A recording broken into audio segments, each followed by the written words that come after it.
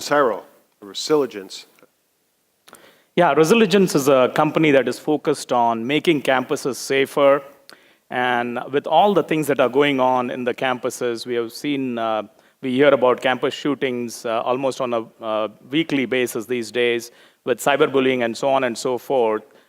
We figured out a concept where people could report anonymously any suspicious activity using texting, mobile app, email, and voice. And then that is disseminated to the security personnel. It's two-way, they can go back and forth. And we have even prevented a gun violence at College of the Sequoias. So in this day and age, with the smartphones really taking off and with mobile app usage going through the roof, we have to use it for issues like gun violence that faces our nation.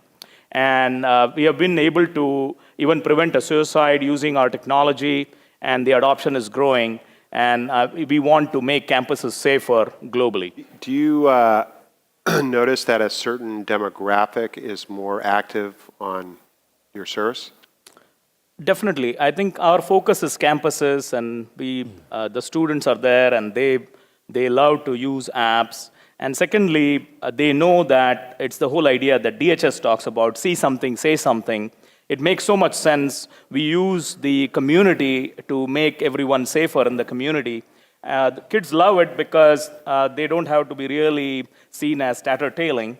And if they're sitting in a group and there is something going on, it's normal behavior to use your app or texting, so it makes sense. And it keeps everyone safer. Were there other examples of applications and services that you saw when you came that inspired you to come up with the idea for your service? Sure. The way the idea came to me is I'm actually an author of a leadership book called Moving from Vision to Reality. And I teach at a few campuses, so I knew the behavior of students. I was seeing them constantly, sometimes even in class, playing with their phones, which I didn't allow. But anyway, then Virginia Tech shootings happened in 2007, and I know all of us were horrified with what happened, and I was thinking we need to do something about it. So I just determined myself to try and see if we can prevent such shootings. And just an idea dropped in my heart saying, what if people report things, suspicious activity using texting? And that's what got built out into TipNow, and now we came full circle when we prevented the gun violence at College of the Sequoias. And I call it more real-time security.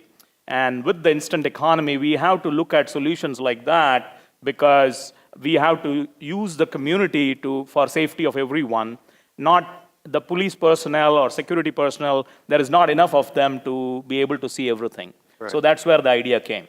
I think the model for security on campuses was totally different, where the thinking was never a community security kind of a model where people will report things. It was more like we'll have security personnel or campus police who are out there looking for things and so on and so forth. But now with this kind of model, with the youth really willing to interact and are constantly on their phones, even sitting around a table for lunch, nobody is talking. I mean, they are on their phones. So using that behavior, if we can keep everyone safer, it makes so much more sense. And one example comes to mind is one of our customers said, we used to have a phone hotline before, but nobody used to give us any information. Right. But now with TipNow, we are able to actually get a lot of tips. And it's a total change in behavior.